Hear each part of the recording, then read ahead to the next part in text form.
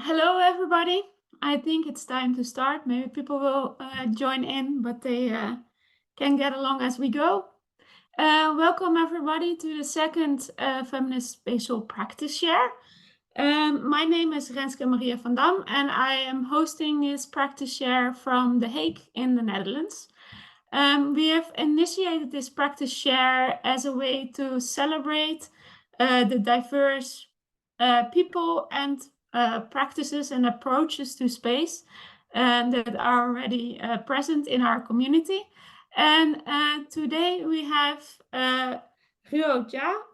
She's an architect, artist, theorist, and historian and educator from New York. And she will share today her perspectives on the possibilities of an Asian feminist architecture. And from Istanbul today we have Bilge Bal. She is an architect and educator, and as she writes herself, living, making, drawing, and telling stories from Istanbul. And I'm very curious today to hear both of your stories.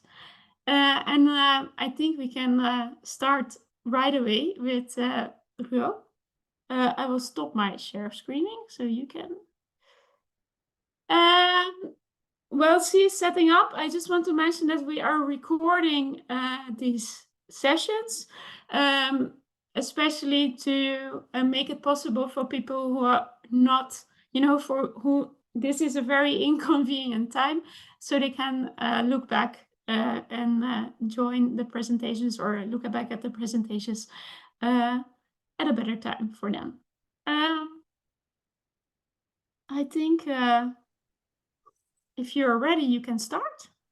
Lovely. Can everyone see my screen shared? Yes.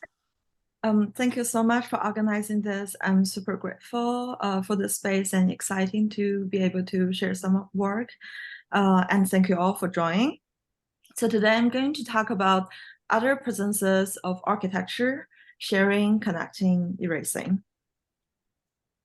In 1910, the Austrian architect Adolf Loos famously declared, quote, "You find a rise in the ground 2 meters long and 1 meter wide, heaped up in a rough pyramid shape. Then you turn serious and something inside you says, someone lies buried here. That is architecture," unquote. This is but one of many English translations of this canonical quote. The didactic formula for the discipline is by necessity an imprecise blur. A century later, the French Martinique philosopher Edouard Glissant described his mother's presence in the 2010 documentary One Word in Relation as one that no architecture of tombstones could have constrained. Meanwhile, the French feminist theorist Catherine Malabou has been plowing her way towards a different feminist presence after nothingness, that is, towards plasticity, a writing of erasure. So what if in the years spanning 2022 to 23, one was to encounter a rise in the ground 2 meters long and 1 meter wide, heaped up in a rough pyramid shape, but instead of turning serious, one responded with mixed feelings. Such was the case for many in May of 2022 at Princeton, or in April to May of 2023 at Harvard University Graduate School of Design, or the GSD, after they encountered one of my more if works pieces entitled 30 pounds of small bags of classic lace chips. The main reason for the different reaction might lie in the material of the rise. In this case, literally 30 pounds of small bags of classic lace chips. After all, Loos did not specify the material of the mound in his formulation of architecture. Another potential reason might rest in the fact that the chips were meant to be shared. Indeed, visitors were welcomed to take them, and so did they.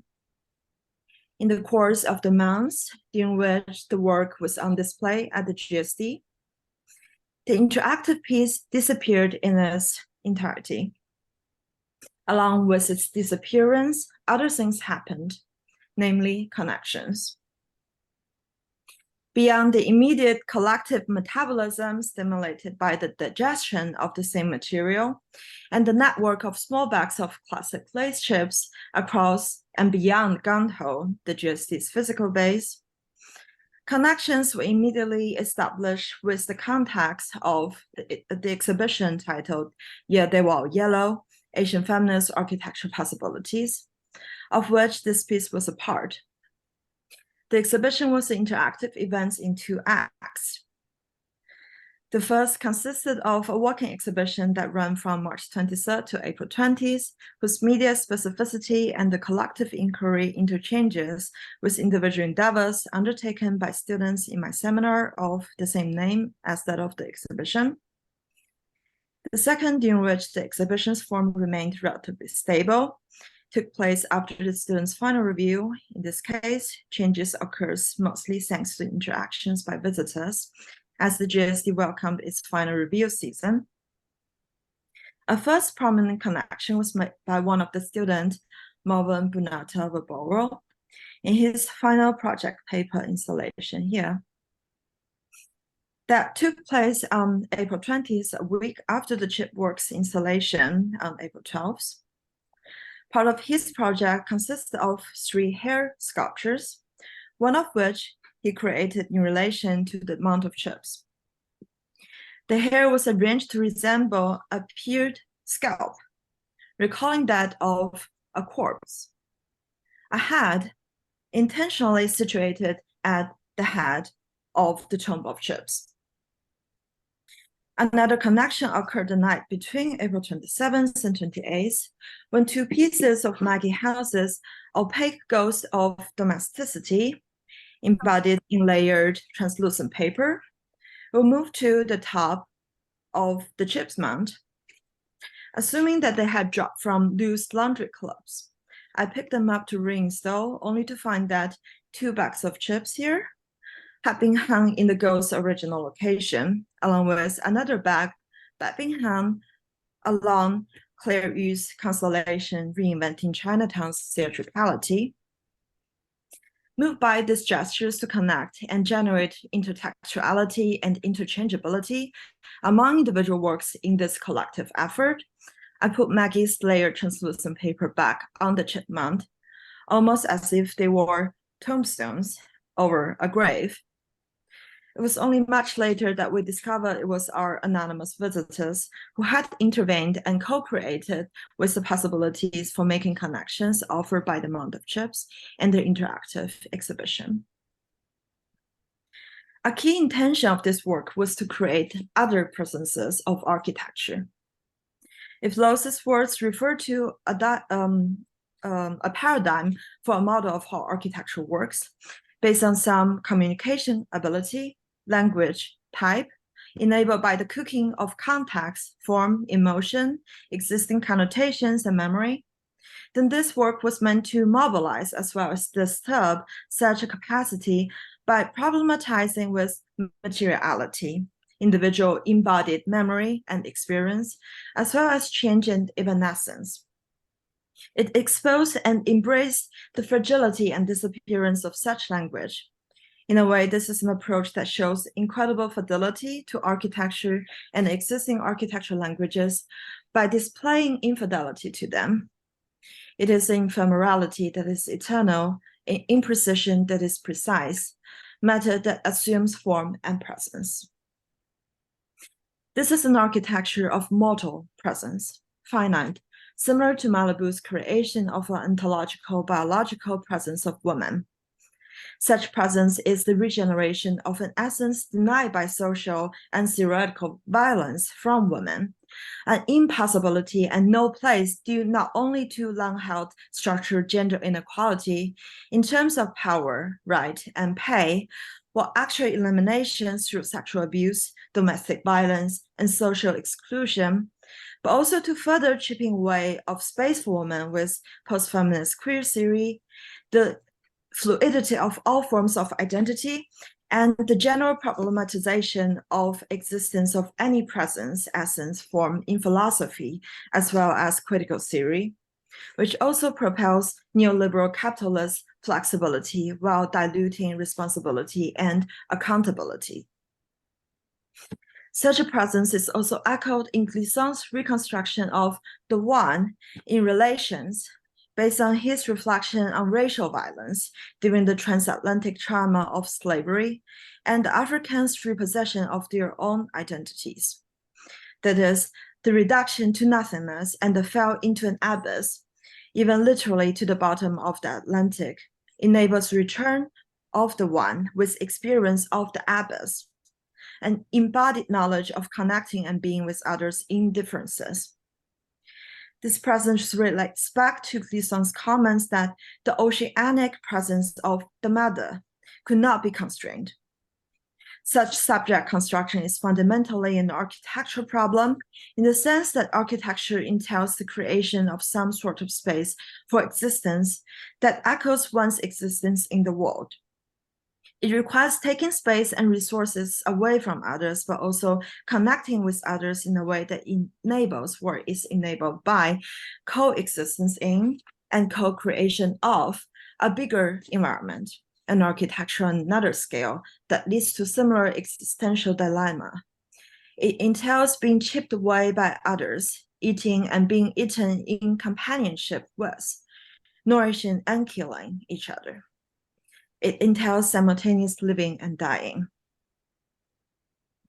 Such subject construction is a plasticity aimed at other presences, one that acknowledges forever changing identities, non-binary gender constructions, impossible racial categorizations, among other establishments that have emerged from exclusion and violent histories, but builds on them in order to regenerate situated bodies of differences, growing from and embodying such histories with self-awareness, intention, and accounted action. The Chips take this approach to architecturing their presence based on an established architectural language that connects with our feelings through the norms of body dimension and contextual culturally coded expectations, which have all, of course, been created in situated partiality and limitations that engender dominance, marginalization, and violence.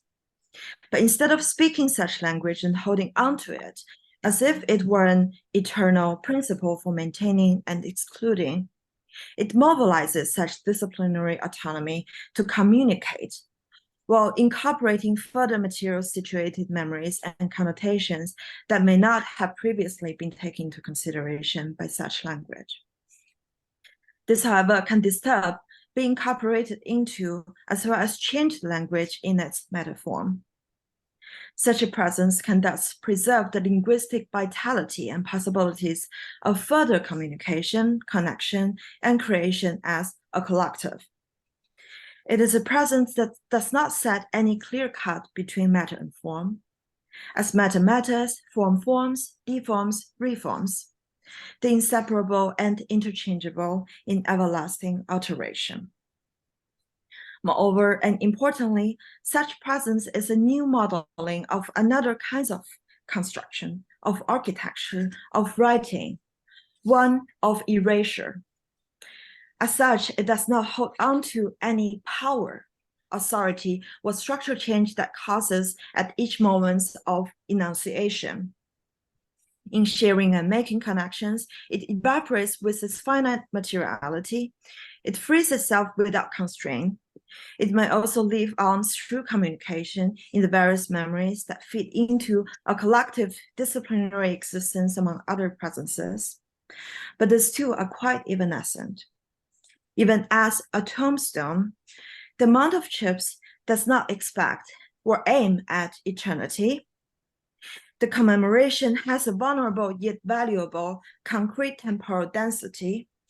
Yet it could also be said that history never disappears after its line of flight. Each presence returns to the oceanic collective body we share and is reactivated every time that another word is spoken, regardless of whether the presence and the word recognize each other. So this is the possibility for other presences of architecture I want to share with you today, of sharing, connecting, erasing, or chipping away. And finally, very quickly, It is connected to a bigger group of my Syrian practice, starting with research inquiry and writing into Chinese feminist architecture, aspiring for active change. Another collaborative feminist spatial practice piece by the name of Hisara contemplates reproductive rights connecting biology and ontology. I've also worked with image construction and media in the Instagram experiments by the name Orland, teasing the stereotype of ornamental fashion blogger with Asian female body and clothing. I'm continuing to lead the collective inquiry around Asian feminist architecture possibilities by editing a collection of papers and projects, as well as practicing more teaching around this topic. Specifically, I'm presenting a paper in the next Society of Architecture Historian annual conference in April, focusing on moving exhibition and moving identity, based on the curatorial and pedagogical contemplations of Ye They Were All Yellow at the GSD that you just saw. Thank you so much for your attention to my sharing. You can find more info here, and welcome those who are interested to connect. Thank you very much for your presentation. We will make time for comments and questions later and move on directly to the next presentation now.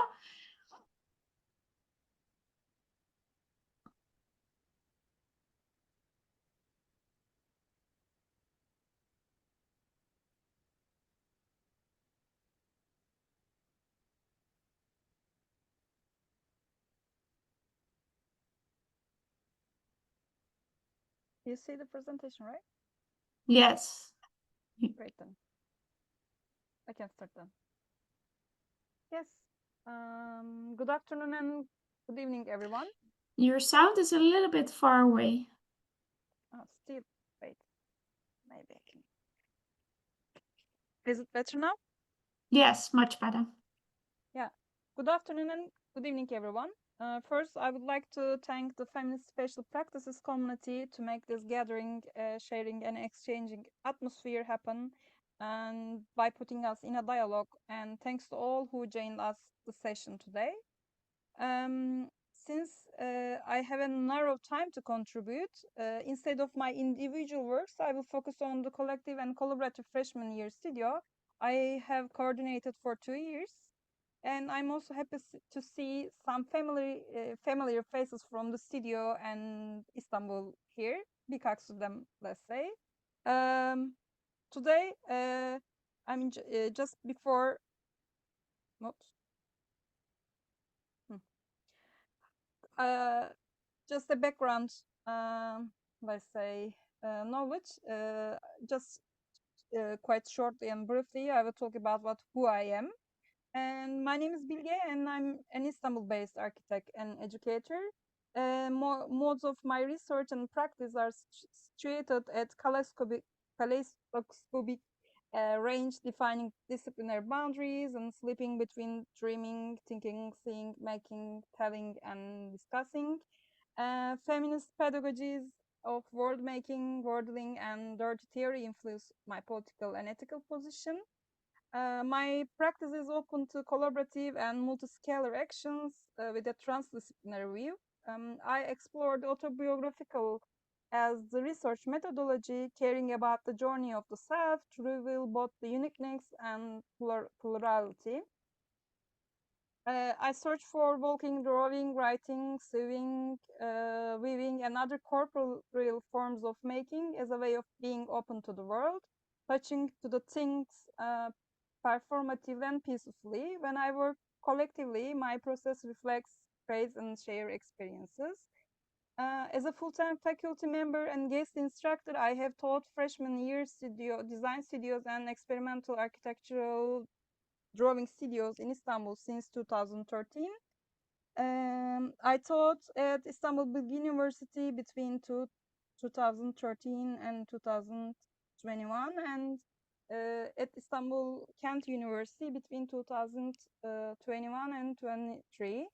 For about 10 years, I have been trying to make my research and creative atmosphere in a quite high motivated more participatory open space where power relations are not reproduced, but passionate about thinking, criticism, and making are in state, included in state, let's say, and which cares about the experience, sensitivity, and effort of all participants. I also established interdisciplinary creative collaborations and sharing environments to increase the encounters. And I organize academic meetings, exhibitions, international lectures, public talks, and workshop series. As Brian and Abri underlined, the feminist spatial practice part one, in the scope of chronograms of architecture, feminist spatial practices are infinite and multiple. And our studio can be situated in the landscape of experimental pedagogies with political, theoretical, and creative actions. It's in Turkish one, but just briefly explain because it's a kind of rhizome in a kind of model. The fresh story actually started with an invitation by Professor Tansel Korkmaz. She's also here. The founder, Dean of Faculty of Art and Design at Istanbul Kent University in 2021 to teach architecture otherwise, to develop a new curriculum for design education in Turkey based on critical awareness, ecological awareness, non-violence actions, arts of living on a damaged planet, down to earth, to dream and make, conditions and climate breakdown, embodied practices, campaign spaces and architecture, also non-polar reason, interdisciplinary approaches to build up communities who can know Jesus. know from the inside that architecture is entangled with actually multiplicity, activism, politics, and education to design and to build up a common ground just for all to co-think, co-dream, co-make, and communicate instead of educate of being heroic figures in their ivory towers. She narrated a counter education from bottom to up, caring about all, celebrating diversity. Then we felt great because it's more than being one. And we read a lot, met to discuss, propose, and entangled with our backgrounds and perspectives, and just opening to new encounters. Actually, there are two motivations behind. One is one, all of us living in a damaged planet, and architecture is climate, as Mold said again in the chronograms of architecture. And devastating earthquakes, floodings, huge fires, falling forests, digging mines, migrations, wars, infrastructure investment, and power plant constructions that care on nothing. And all over the world, and I guess you have observed the sad atmosphere and protest in the last 10 years in Turkey from international views. We should also learn to take the responsibility of the gaze and activities in design education. And we cannot maintain this approach. Second is quite related with the university acceptance process in Turkey. To give you a brief insight, unlike the schools in the US or USA or UK or another geography on the earth, native students in Turkey, upon finishing high school, they take a general test, and according to the result of this test, they and high school performances, they chose for a school of architecture is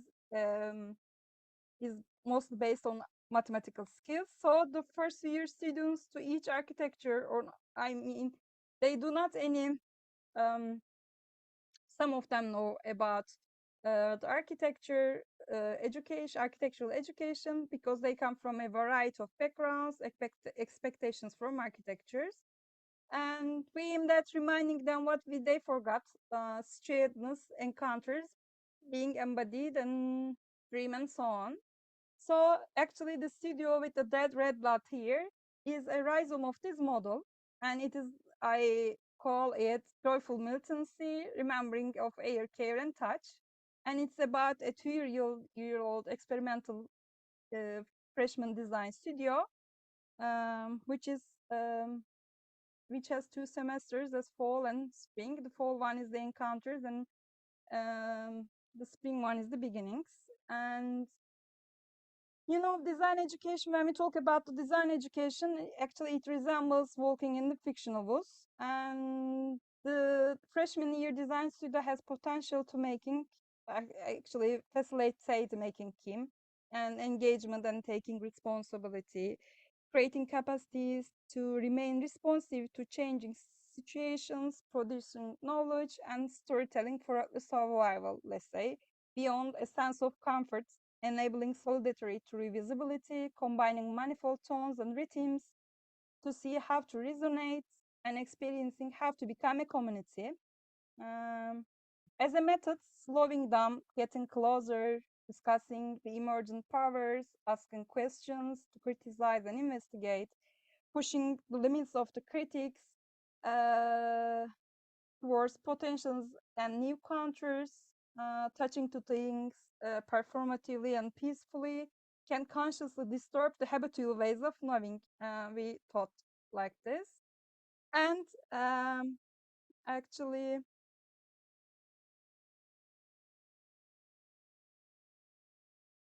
here I would like to share the fragments of our material discursive increase as engagements, let's say, with manifold corporeal forms of making. Learn to take the responsibility of the gaze and making, unmaking, and remaking, and develop a benign language to make and discuss.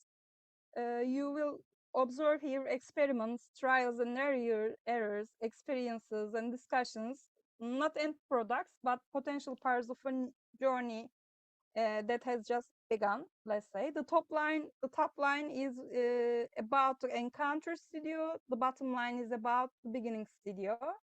As a pedagogical tactic, we would like to enable our entanglements, let's say, with air, care, and touch. Since of being allowed means willing to be troubled, to walk with the questions, slowness, creativity, courage, care, um, curiosity, and experimentation. So what you see here is a co-constructed fluid geography of troubled and beautiful messiness. We enable the desire of partial perspectives, discover the potentials and limits of the world and I and the world we. So both in the fall and spring, we aim to increase encounters in every level, uh, exposure to a wide variety of stimuli, manifold practices. For example, when you visit our studios, you can just encounter a forest botanist or a tailor, a woman master on remote art, or a climber, or a botanical illustrator, a track gardener, a solitary activist from another geography, a woodcraft teacher from a vocational and technical high school. Also, we try to explore manifold ways of making and materials of life, manifold mediums, and spatial characters of Istanbul, which are about actually endangering species to solidarity. Um, just we are trying to inventing and investigating new forms to communicate by design, alternative materials and mediums, uh, just to build up communalities less solitary more.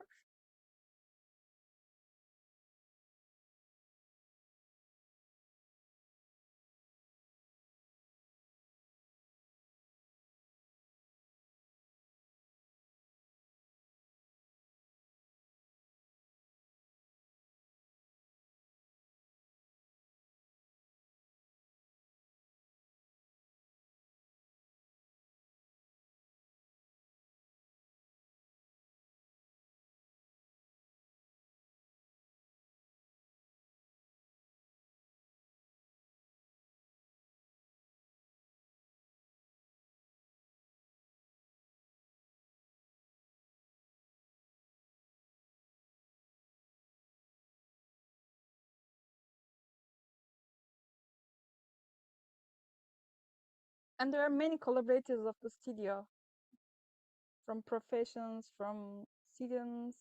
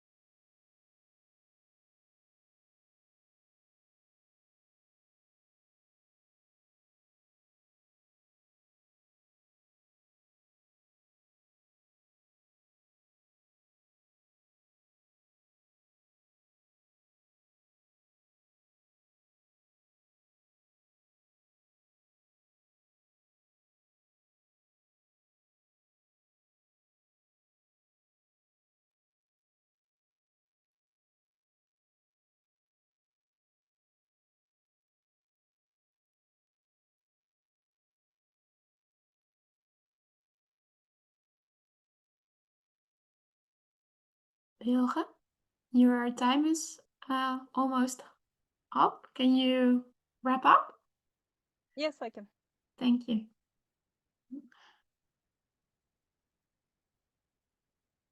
This is an image from a fairy pier. We would like to broaden the discussion of word making and wordling. And there's images from a studio exhibition established on a floor of a public ferry pier in Istanbul. And we hope it's not an end, but the beginning of a conversation, new conversation, let's say. Thank you for your patience, let's say. Thank you. Thank you very much. You can stop the share screening. Yes, thank you.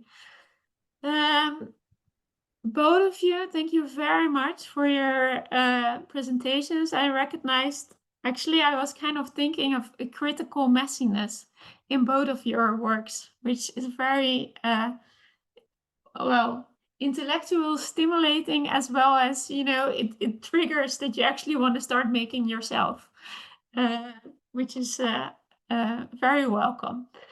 I want to invite the audience to think about questions. If you have a question, you can either put it in the chat or use the reactions, like raise your hand.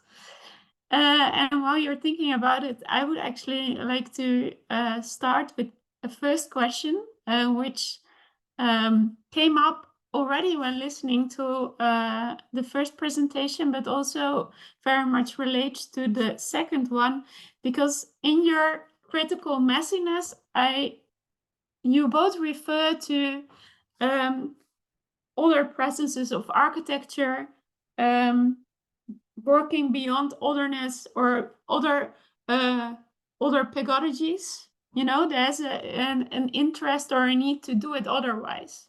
But in doing so, we still refer to doing it other. And I think, for example, Rosa Bridotti once said we need to figure out how to be otherwise other and not refer to being other or otherness anymore. So I'm just curious how you think about it, or how you use this word in your practice, and if you are aware of this or try to shift focus somehow. Yeah, can I start? Yes, yeah, you can start.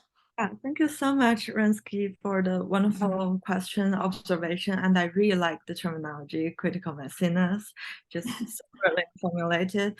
Yeah, I think it's a really crucial question because with kind of the self-other dichotomy, it has been like a long criticized situation, either in, let's say, your American metaphysics, in the subject formation that prioritize certain kinds of subject, or in post-colonial studies of like the resistance between self and other actually replicates a similar structure by just emphasizing the other. It emphasizes other authority. So I think my kind of deconstruction of the architectural language is not really in such kind of dichotomy or oppositional resistant history, unlike the critique that you have rightfully pointed out in some generations of post-colonial practitioners and thinkers, but really to think about that the membrane of open connections in such thresholds of making change. So it is both fidelity and infidelity, and it connects to existing formulations of architectural disciplines and language, but also diverge from it in the way that it doesn't form an enclosure of a previous self and the upcoming other.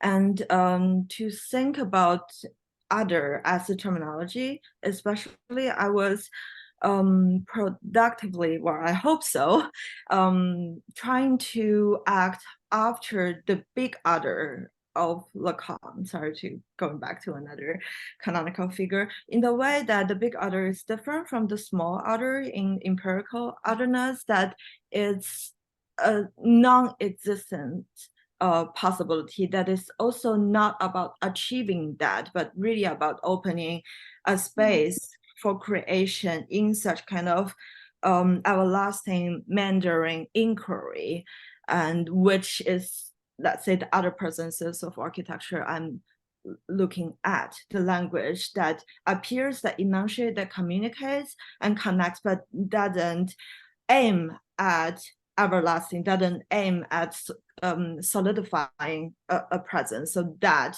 is embodied in my specific formulation of the otherness against the big other conceptually. Yeah.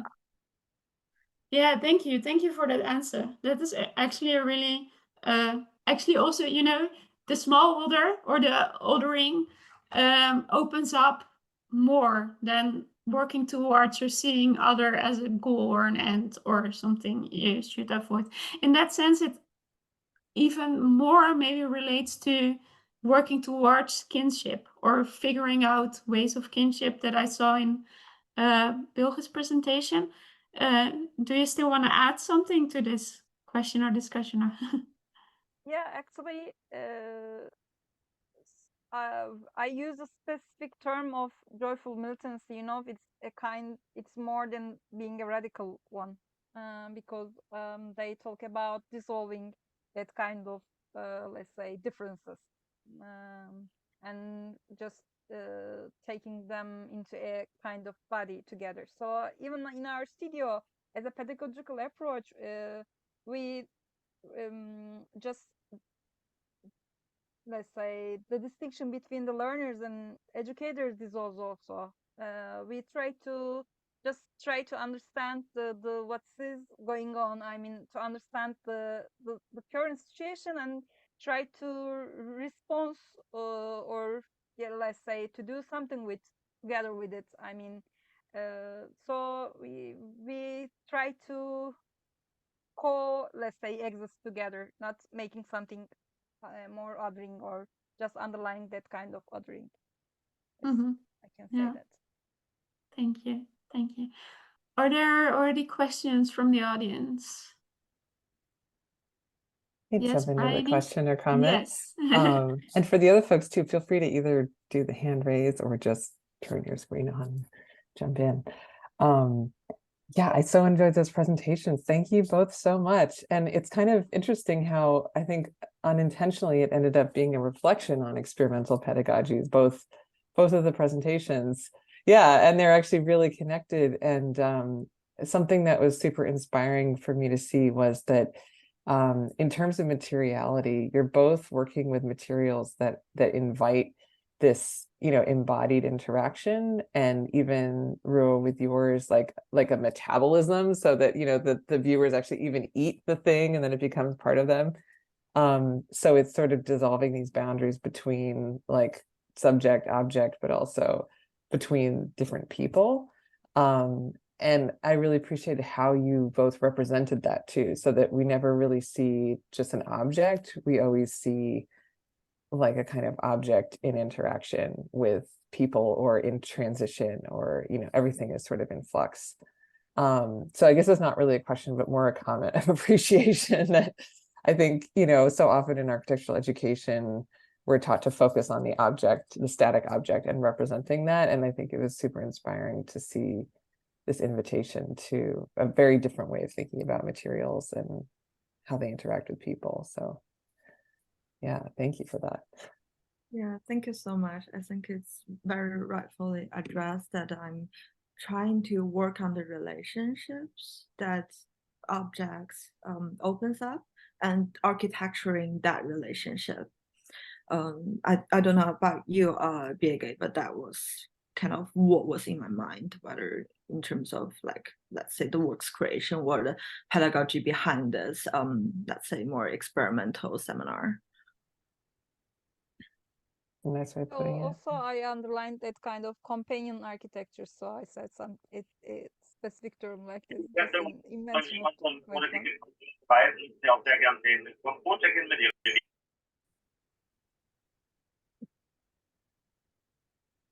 I think that, can you repeat what you were saying, Bilge? I said that I forgot. I said that companion architectures. We cannot think the architecture without the others. So I said that it's a specific term, or let's say confabulation, let's say, to talk about architecture. Not only the species itself, but the whole, let's say, the world itself. That's a great phrase. I love these phrases: companion architecture, joyful militancy, critical messiness. These are all like really productive phrases. Yeah, on another note on the companion architecture, if I may, this is also something that was very key to my approach. I was kind of against, or like after Donna Haraway's Companion Species Manifesto, because in that it's very much dark writing as feminist writing, but thinking like interspeciesly about our relation as companion. But in it, I feel there's some kind of rosy illusion of the other sides of companion, hence the metabolism part that brilliantly, rightfully addressed come into being, that there's necessary metabolism in the relation of eaten being eaten, and it is the messy mortality of being with the materiality that creates either existences or existence of connections, so very, very much underlining a different approach to companionship.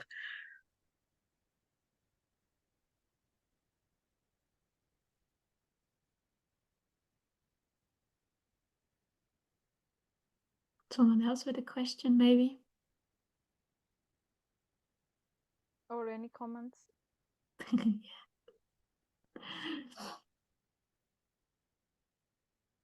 Well, it's still open for the audience. I also have another question. I was thinking, especially in the context of experimental pedagogies, and especially when you're starting to teach freshmen, we might be so filled with tradition of architecture that we're now trying to approach otherwise. And I'm just curious, what is your experience with people that just start learning architecture already being confronted with the experimental pedagogies and how this works? Yeah, actually, it was a counter one. Just I tried to briefly explain it, the situation in Turkey, but they have really a kind of general test, just having that multiple choices without any portfolio or any kind of preparation for architecture. Um, I cannot say that most of the students have the consciousness to become, architecture while choosing the profession. When I start, let's say, um, the university. Actually, there's one here. Abdullah is here. uh, uh, except for the families, he, he, they are, the parents or comes architecture, let's say. It's not such a conscious thing in Turkey, that kind of approach, but they have a kind of intuition, I think, just to open up that kind of sensuality, let's say, to the city itself, also without being, educated as an architects. We have to that kind of let's say sensibility or responsibility. No way out, I think, from now on. We are quite late to aware of that kind of let's say responsibility of actions and gaze, but so they are quite responsive, actually, that kind of um, let's say exercises or the actions. For example, we go to the forest. At first, everybody posted what is the relation between the walking in the forest and the building, and then slowly, maybe they will have they will have that kind of, let's say, sensuality in the next steps of architectural education. You know, they have a kind of sensitivity with the materials, with the I mean the world itself. So we never expect that kind of end stories, let's say, or final products at the first year here, but just have that kind of fragments that triggering new or just seeing the other ways. Yeah, I think that was like in this form more like a question to Birgit, because she teaches first year students and my seminar was advanced master. But I feel the problem is really similar in the way that we are really in a paradigm shift in general. So, but specifically architecture, we're trying to figure out how to proceed with architecture as a discipline, as a practice differently. So in a way, it's also a different kinds of pedagogical model that was definitely not top down, but more learning with the student and discover with the student with a completely like a curious, opening mind. So the other presences of sharing, of connecting and erasing I presented, that it was very much discovered in this whole seminar experience with the students, with how they react to the piece and how they make the connections, as you have shown as seeing, but also like beyond the class to a general audience. And without those connection efforts and the let's say this pedagogy, I also don't know like how to approach architecture in the way that I'm presenting today specifically, and especially when I'm engaging in such a specific topic of Asian feminist architecture possibilities that yeah, really nobody knows what are the possibilities, and it's more of an invitation to create possibilities. And I think that's a very exciting thing about architecture pedagogy at this time. Yeah, thank you so much for highlighting that.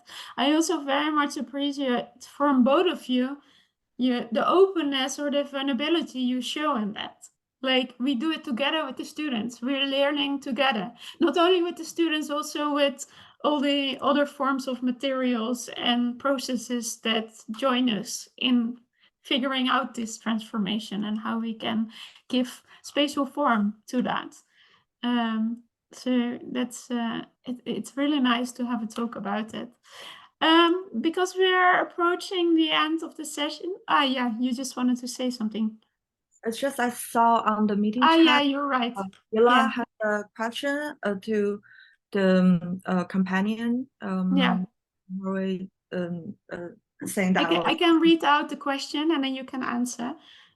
So in the chat it was said, Ru, could you please repeat what your conceptions of companion related with Donna Haraway's companion species was? I would love to hear more about that. Yeah, so as I was saying, was majorly after Donna Haraway's companion manifesto. It's like a renewed feminist manifesto based on dog writing and reflections of interspecies connection in her relationship with companion species, in this case, dogs specifically. And I was saying that with all the really wonderful insights of it that I really admire, it seems to also paint a rosy picture and avoid like a darker side of earthly existence, in a way that by focusing on companion species, they will say it's defined that it's just existences that don't eat each other. It's avoiding the major relationship that we are really in a metabolism that necessarily we eat each other in one way or another at one time or another. So I was just saying that this piece majorly foreground that messy earthly mortality to think about relationships otherwise. Yeah. Yeah, thank you. That's I see also says he replies with thanks. Her mic doesn't work, but thank you for elaborating a little bit on it. So again, since we're approaching the end of the session, I just wanted to see if there are some last questions popping up. Feel free to ask them. In the meantime, oh yes. I had like a short comment actually, because since Bilge Hoja was my instructor 4 years ago, and I was part of her lovely studio actually, or the team that we had. I kind of have this. I wanted to share actually this like in like first sight or like first hands on the experiments, and to be honest with you, the background at least is very important, especially for the students. My background was like kind of related to architecture before joining school because of my family. But the way we were introduced to architecture from my family, at least, as this pragmatic, restricted to like rules and construction drawing details and whatnot. And the first year was like a very confusing experience to begin with. It's like you have to go back to basic design. I'm like, what is basic design? And I thought, like every student who joined architectural school, it's like we gotta learn about, drawing windows, elevation, sections, and like, no, it's experiments, tangibility, figuring out the material. How do you work with, each other as well? Working together. So to be honest with you, this first year studio, the beginning, the encounterments that Bilge Hoja mentioned as well, has hugely affected my modes of education throughout my undergraduate years, and even now in my master's that I'm doing as well. So I found, for example, more interest in tectonics and materials, and actually the nature of the tangible methods of working with materials. So I just wanted to give a comment and also like a reflection on the efforts that Bilge Hoja has spent with us, hands-on experimenting with us, modeling together with her as well. It's also nice to have your instructor break this kind of wall, and it's an invisible wall, but as in students who's coming from high school, culturally you're taught to have this wall, between you and your instructor, because of the high school method of education, that it's like a factory. You're listening to an instructor endlessly and you don't comment. Where in the studio that we had, it's interactive. You can ask questions, you can debate, you can criticize, you can have a back and forth discussion, and even you see your instructor actually dealing with issues with you, and sometimes not even having the question but the answer is not necessary. It's the process, the path that you go through. That's all I just wanted to say. Thank you so much all for having this lovely gathering. Yeah, thank you. And thank you for sharing your first person experiences. That always helps very much to see how this affects emerging practices. Well, we're need to wrap up. I just want to say thank you to the presenters today. I also want to mention that if you want to know more, we have an Instagram, so you can follow us and join us during the next practice shares, for example. And then last but not least, Bryony would like to make a comment about the feminist spatial practice community that we're building up right now. Thank you, Renske. Yeah, and thank you so much to all these folks who are joining us. As Renske mentioned, you can follow to hear about new events on our Instagram and our website. I posted the links in the chat and I will post them again. And we are also, because this is a growing community that we are trying to build from scratch, we could use everyone's support in that process. We have a crowdfunding campaign that will help support our future programs, and also this online platform we're building that will be a resource to find out about feminist spatial practices around the world. So we are, in the process of raising support for that, and I'm just going to add that link as well. So if you are able to support, any small donation makes a huge difference for us. But thank you so much to our speakers and to Renske for, as always, being a fantastic moderator and host.